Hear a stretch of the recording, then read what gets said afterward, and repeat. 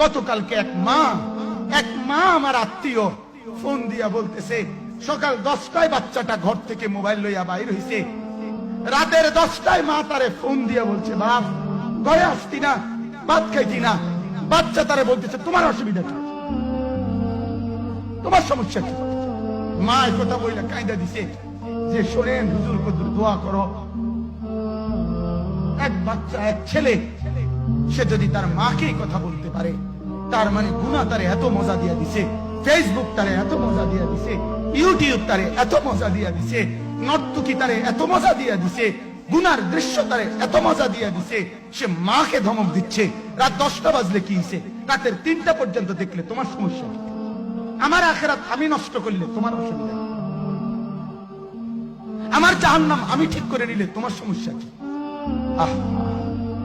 আল্লাহ আমাদেরকে মাফ করে দেন, আল্লাহ আমার জাতিকে মাফ করে দেন।